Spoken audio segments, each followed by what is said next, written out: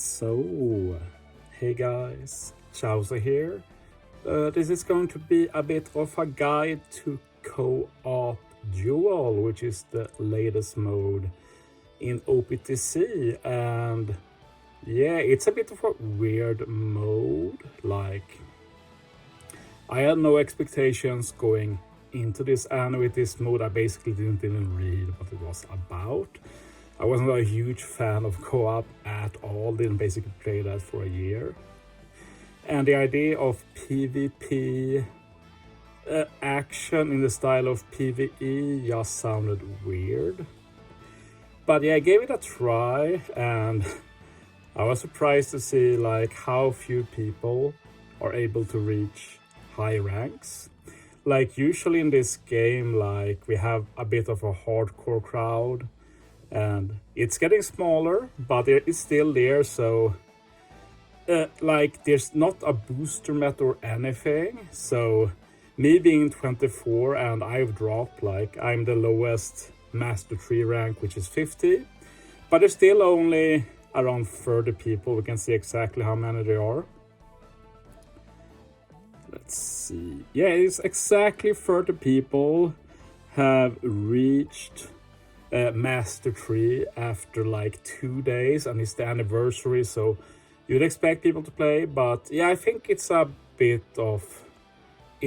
unusual. Like, you have to wrap your around how this works. It's a bit unique, and let's be honest, it has quite a few bugs to work out as well. Yeah, but anyway, how this works, let's go to the really basics. So as you can see in the top left, I'm in Master 3. You start in Beginner 1, and then from 1 star up to 20, it's Beginner. And at Beginner rank, you gain like 3 stars per win, so that was pretty chill. And then once you get up to Intermediate 1, 21 to 40 is intermediate rank, and you get 2 stars per win, so it slows down a bit. And then once you reach 40, you are in master rank, and then you get 1 star per win. And like every numbered rank, like we have Beginner 1, Beginner 2, Beginner 3, Intermediate 1, Intermediate 2, Intermediate 3, and then Master 1, Master 2, Master 3. They are like checkpoints, so if you reach them, you can't drop below the star threshold for that rank. So for example, 40 stars is Master 1. Like if you lose at 42 or something, you drop back to 40. And if you lose at 40, you don't drop lower. So it's like, if you reach that, you're safe. So basically me, I'm a Master 3. Even if I keep losing, I'll still be here. So that's basically the gist of it. And yeah, this uses the co-op structure, so every team has 1 captain and 1 co-op captain. And let's start with that, I think. And there are quite a few to choose from. I want to point out that you have to be really careful with your resources in this. Like even me, as someone who basically never runs out of resources, like I run out. So yeah, if you take this Shanks, for example, someone I've considered using recently. But yeah, if I power up, like, yeah, I can't. So be really careful before you build. Like, this is basically me. I've done some unnecessary investments the first few days when I'm trying to learn, when you should be patient and wait and see. So basically now, I'm kind of stuck with what I have, which kind of sucks, but it is what it is. Like, I've reached the goals you need to, so I don't really need to play anymore. But yeah, that's something to keep in mind. Another thing to keep in mind are the different styles, because all of the co-op captains have one of these. Other is useless, so you can skip those. Attack. I should start with saying that all of these, not sure about other, but the others, all of them gives 20 CD to your ship. So basically lets you use your ship special, and also gives 20 CD to one of your crewmates. And that's really good. So basically, no matter what you do, you always have that, and that's super good. And then all of these have a bonus on them. Attack lets you do up to like 35% extra damage. I guess that's like a 1.35 times extra buff, which is not bad. Defense does the same in reverse, so when the opponent attacks next time, they will do like 30% less damage, which is probably pretty good. And I'd say it feels like it's the second one, either that or this one. Not sure what that's called, but it's like a mix of these two. You get a bit of extra damage and a bit of protection, so not too bad. Healing is easily the worst of these, since you get less damage next turn, and you also heal. And healing in this mode, like, it's basically only if you have some strat that involves stalling, and then the captain or something has an HP requirement. It's basically just that. You can die in this mode, and it has happened to me, but I've seen my opponent like stall for 2 turns, reach 0 HP, and it's not game over. They get some HP penalty or something. I haven't had it myself, so I'm not sure how that works, but it feels super weird. Like, that makes it even worse. Like, you can't even die. So don't really need to heal them. Finally, we have the GOAT, which is the SPT, and honestly, this style is just broken. There's like no reason to consider anything else. So yeah, let's just check out what it works. And I think we're going to talk about this with these settings, because we can compare my 2 of my investments, and one of them is my biggest mistake so far. You might have seen this Lilith a lot. And there's a few reasons for that. Like, the big reason is that she's an egghead unit, which is boosted. We should check the boosted list after this. She is quick, and quick is the best color this season. We'll talk about that as well. And Cerebral Free Spirit is like the best combinations, especially if we're on the Luffy Bonnie team. So you get a lot of resistance applied to enemy for extra damage for basically everybody on the team. So yeah, I maxed her, and I felt like GG, we're good. And then I did my first match, and I realized I fucked up. Because there's 3 parts to there's some parts to this, like maxing the captain, good, you should do that. Like, it's a significant change in damage, like in multipliers. Like, even if you don't run any other quick unit, like a level 5%, 5 times attack is fine. And the CD reduction is also really good. Co-op action, also whatever. The main issue is the special.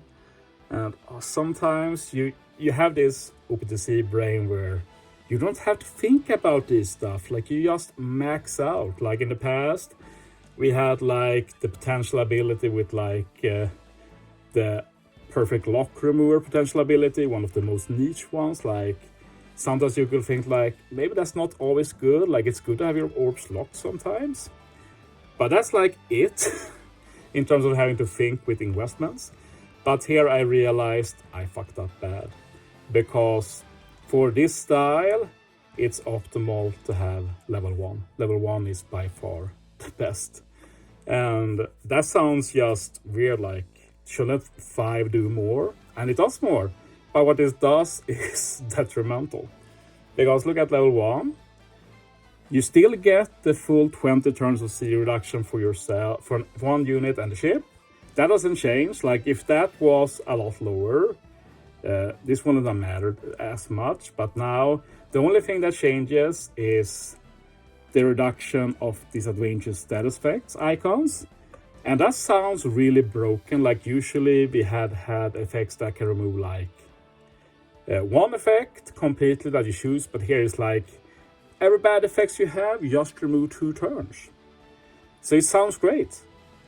And then at level 5, it's 10 turns, like even better. Like, you wouldn't possibly want any bad effects on the team, right? But you do. And this is like, I'm not sure if everybody knows this. I made videos about this in the past, but in terms of the chain boundary, like the chain limit, like the chain lock that can keep increasing in chain, for us, like we see that as a good thing, but all of the different types of chain lock, like the good ones, like boundary, like if you apply your own chain lock, very rare nowadays, or if you have like enemy debuffs, like enemy can apply a chain lock on you that doesn't let you increase your chain and it's really low. All of these are just considered a chain lock in the game, and those are bad. We want to remove them. So basically what happens is that the way the SPT style works is it extends every beneficial effect, everything. And it can be niche things like Luffy Bonnie having the effect to ignore defensive effects for all of your Egghead units. You keep that for another turn. Like, it's so amazing for team building. And one effect you usually want to keep is if you have a chain boundary applied.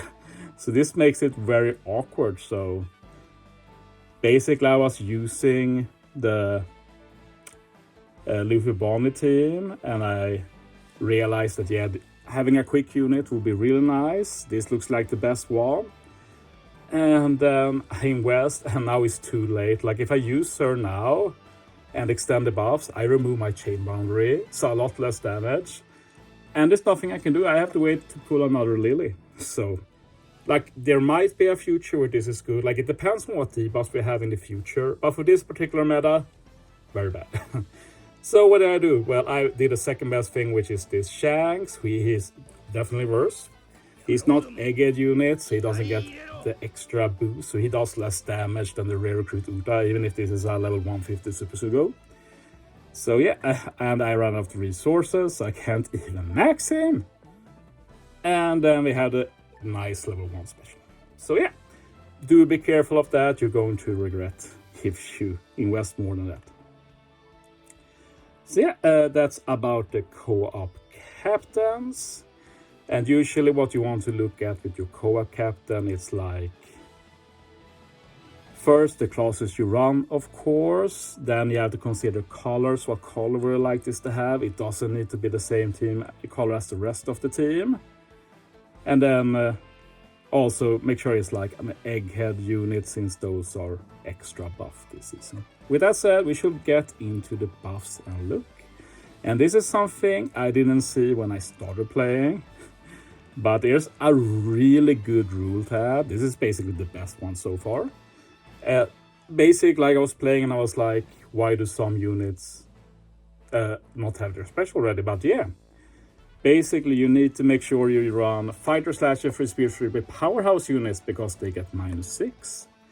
And then we have Egghead or Elbaf Arc. And Elbaf's Arc sounds very, very weird. Do we even have a unit like that yet? I don't think so. Also get -6 and -12 if you fit both. So yeah, that's basically what you want to play around. Egghead Arc also gets extra attack, as you can see. Let's look at the duel. We're going to skip the other ranks, but yeah. They are basically the same, it's just that at lower levels it's less annoying, like Rookie for example. Turn 2, the block orbs are just middle row or bottom row, and the rest keep their orbs. And then for intermediate, top row keeps their orbs, middle and bottom get block, and then on master everything gets blocked. But yeah, it's for master it's pretty important to keep in mind of these. Like for example, I'll bring up one thing I wasn't aware of when I made a video, but know now. Like for example, my slasher team with int, and I put that Blackbeard in, and I have him on the lower right. That's really dumb. Because as you can see, the right column gets extra attack 1.5 times, the left one does not. And this is also pretty annoying, since the captain is always the left column, so they will do less damage, which is unfortunate with units like Elo, for example. But at the same time, they get a 20 times attack boost anyway, so I got caught off in the recording, but yeah, let's just continue.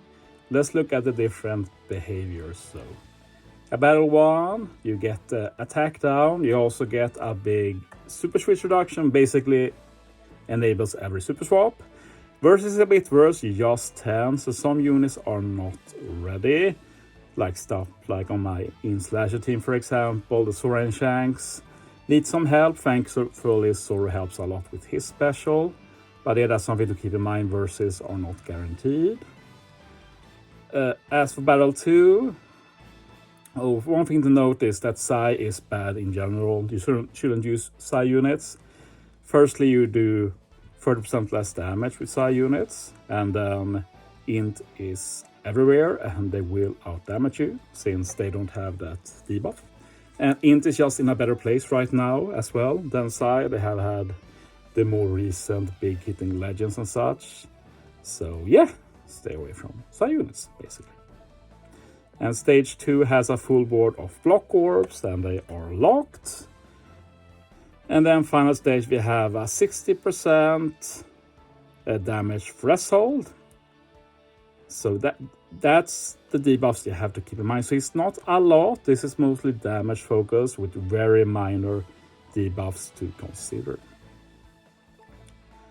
With that, let's talk a bit about the meta. First, the teams that are viable, and then how to think when you play. So yeah, first we have my in-slasher, and it's pretty fun. I've been playing Co-Op Duels quite extensively, and I've seen this team quite a lot. Definitely in the top 5 most common teams. Sadly, it's not as good as the other top teams, but this team is definitely good enough to carry you to Master if you run it. As the Blackbeard is just because I don't have Croc and Mihawk. They are probably better, but honestly, this Blackbeard is pretty golden on this team. He does quite a bit on it. And as you see here, I'm running not a SPT captain, because when I made this team and video, my knowledge of Co-Op Duels was still pretty shallow. But on this particular team, it honestly doesn't matter too much. Every buff is more than 2 turns. 2 turns or more, I should say. Except for Zoro, and you can just use the special twice with the Co-op captain, so it works out. Moving on. 5 Elders is also good. I want to know right away, this is a bad captain. I can change it. Like, my idea when I put him is that I'm very smart. I want to use a high cost captain that also has SPT style. It's perfect. And then when I squinted with my eye, I see cost 3. So basically, the co-op captains have no cost. So this could be a 10-year-old baby Luffy 7 cost, and it will be the same basically. So it ends up being pretty useless. Like, I'd really want to use a quick cerebral unit here instead, like that Lilith I was talking about, but I can't, because then I can't get Emu's chain boundary. But yeah, anyway, this team is both amazing and hugely flawed. The main flaw is, like, how do you deal with the 3 debuffs? Like, I've spent so much time debating this, and I'm none the wiser. And this is one of those cases where you can't do anything. Like, you can't replace any of these 5. Like, if this was Super Boss, easy peasy, we have that friend captain slot, we can definitely make something work. We can't here though. Not saying I dislike the co-op captain, because we have to do damage 2 turns, and even if all of these do 3 turn buffs, they also have a secondary effect that is only 1 turn. So extending that is still really good for damage on this team. But yeah, basically we have first turn. The issue isn't the attack down, it's like, how do you get orbs? That was always an issue with this batch. I've run stuff. I've run Boa here to give the left field matching orbs. We also have the Bobbin on Blackbeard. He also does that, so that handles that. But you end up doing not a lot of damage turn 1, because you can only use Emu once, because you have to save him for turn 2 when you need his EX for the block orbs, and you need to use the EX before you use Emu special a second time. And then we have the issue of stage 3, when you have 5 turns of threshold. Like, you can ignore that, but your damage is reduced by 60%. That's not good. If you did 70 trillion stage 2, you do like 33 trillion stage 3. That's not fun. So yeah, basically you want to use Emu's EX stage 3 to remove the threshold, but then you're screwed over by the block orbs. And this is a good time to talk a bit about some mechanics. Should I do it now? I will forget it otherwise. So basically, you might see that I have support Miyok here, and he's on support that procs final stage. And we also have like Emu with a final tap, and this final tap is only final stage. And you might think, oh great, because for this content, it's always the final stage. No, basically, if you look at the rules, like, there are battle 1, 2, 3, and battle 3 is the final stage. So this Miyok support will only proc for battle 3. You can only use final tap, rush, and such that are only for final stage on battle 3. So that's important to take note, and also something to keep in mind for like strategies when you can use them for advantage. If you can get some big extra damage off it. Like this team, not that much. It's just the final tap from Emu. I don't have any rush or anything. So yeah, it ends up being very weird. Like, you see I run Garp Battleship, which is also weird since it's just strength and side booster. But this is because of the SPT thing I was talking about before. Emu does 3-turn chain boundary. If I want to keep it for 2 turns, I need to extend it by 1 turn, otherwise the Co-op captain will remove it. Garp Battleship extends it. We have a lot of strength units, but it's iffy. I'm not a big fan of that. Another ship I've considered is Arc Maxim, since it's the only way I found to be able to remove all 5 turns of threshold without Emu's EX final stage. So basically that removes 2 turns. You can put Vivi on Luffy. That's 4 turns. And then on Blackbeard, he has an old treasure map support. I think it's treasure map at least. That can remove the final turn, and voila. Now this team is good. It's just that the Co-op captain will remove the chain boundary from Emu. And you have a ship that doesn't boost strength units. So yeah, it's really good otherwise. But yeah. So yeah, that's kind of the issue with the full batch team. Like, it's quite surprising actually, since you imagine that, oh, full batch obviously going to be great for the anniversary Co-op Duels, but like, it's really good stage 2, but then you get to stage 3 and your damage is horrible. Or you use then stage 1 and you don't do a lot of damage, and a smart player will counter you and do even more damage, and you're kind of screwed. But yeah. We have an int team, and int is pretty good. This is not a team I've just brainstormed a bit. Don't copy this. Don't copy this. We're just talking about an int team. Int is good since, like, in the meta, like, a big deal of doing extra damage is hitting your enemy for color affinity.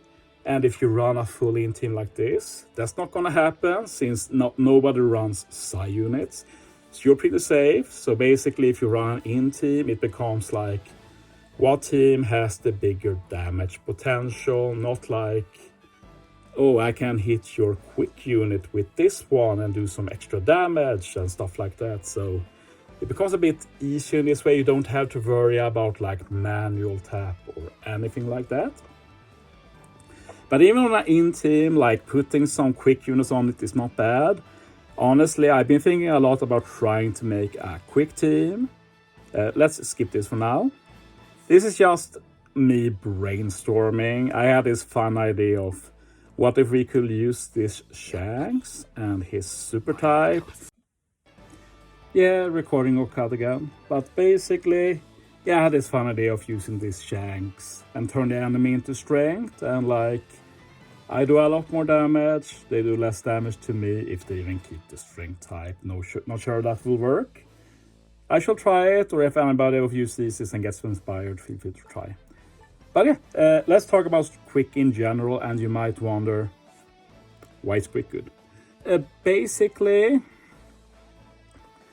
the best colors to use are really strength and int.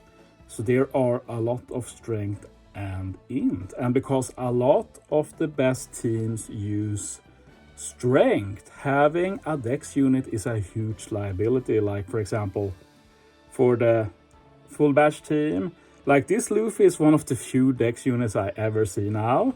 And it's like free food for the Luffy Bonnie teams with Vegapunk and such. They do so much damage that. So you don't want to use dex units. And that means that quick teams, quick are eating because they don't really have to worry about seeing dex units. And unlike psi units, don't exist, but strength units do, and quick can hit strength hard. And you will run into strength regularly.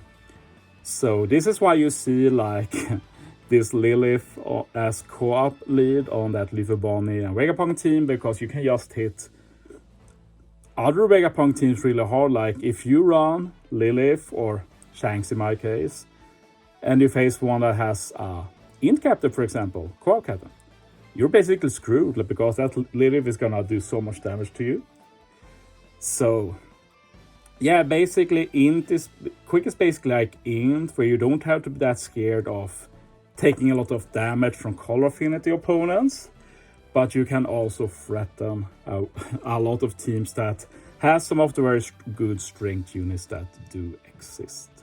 So that's why quick is really good, basically. This is not a finished team. This was just me playing around for a few minutes and then taking a break for now. And we'll see if I revisit it. And then we have the Vegapunk team. I have the Shanks instead of the Lilith. Pretty straightforward. I already uploaded a video of this. People have been asking for replacements, like for teams like this, you don't really do replacements. It's not as straightforward, at least. You have to like rethink how the team works. So it's not like, oh, you swap and swap like that. No. So I don't really answer stuff like that. So you have to have a build team, basically. So yeah, I'm not going to talk too much about this.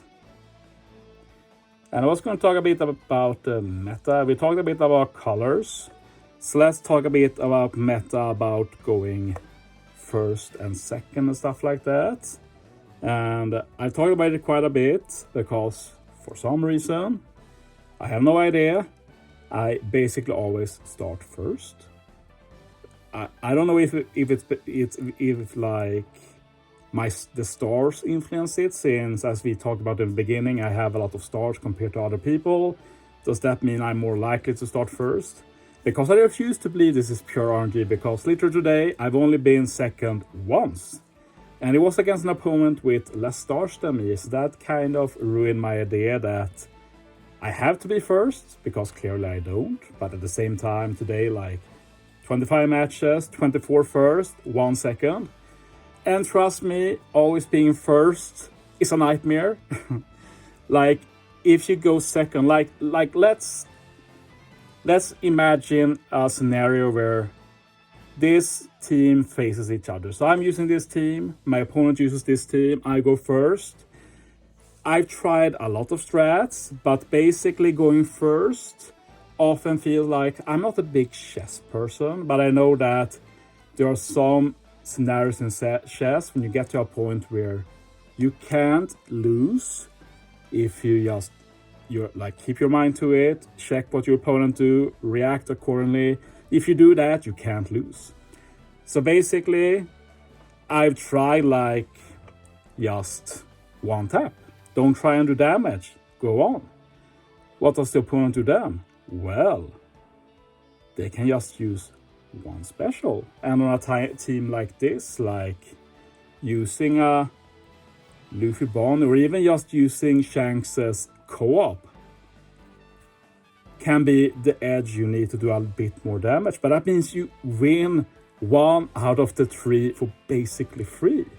So then I thought, for this team, I could do Saturn and Luffy Bonnie, win game 1, and I can basically do max damage game 2. So I can win game 1 for basically free. I'm so smart. And then I did it, and what did my opponent do? Basically the same, but they did 1 more. So they do a little bit more damage. And now I'm screwed again. And the thing that happens then, and people are starting to realize that start second, is that if you get that free stage 1 win, like you don't have to do anything stage 2, you can just focus on stage 3, because the opponent who loses stage 1, often the person going first, they can't be like, my opponent will probably try and win the final stage. I can just try and do a bit of damage here and then go all in final stage. Because what happens then, like, they are watching what you're doing, they're seeing, oh, he didn't do anything. I can win now. I'll use my specials, I'll use everything. So you can't do that. You have to go all in stage 2.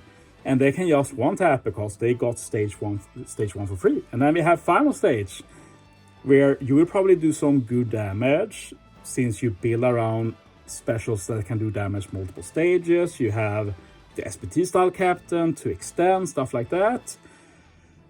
But for us, let's take a team like this, for example. Like, I put Sunny so I can get like a double attack boost and stacking as many buffs as possible. But I can get even more damage if I just use Atlas special 3 times instead of 2 in 1 turn. Then I can get Atlas attack boost a lot stronger. Like, you're not going to be able to compete with that damage that the opponent can easily do in a setup like that. So basically, the way it can work if you start second is that you only need to burst 1 single turn, and you probably have a setup where you can add some extra damage by doing everything in 1 turn instead of having to think of doing damage in 2 turns. So you're basically screwed, and that's the main issue. I've had a bit of a trouble climbing. I've been trying to get to 57. I've been thinking, yeah, 57 sounds like a good place to stop. Nope. I've lost twice at 56. So yeah, I'm a bit of burned out on Co-op now, to be honest. I'm going to take a break for a few days. I've recorded some footage of this, so I'll probably upload it tomorrow. But yeah, I think I've talked about everything I need. If you have questions, feel free to post. Feel free to check what others are asking, since I'm probably not going to be able to answer everything. But yeah, time to edit this one. So much fun with 3 cuts and everything. But yeah, thanks for watching, guys. See you next time.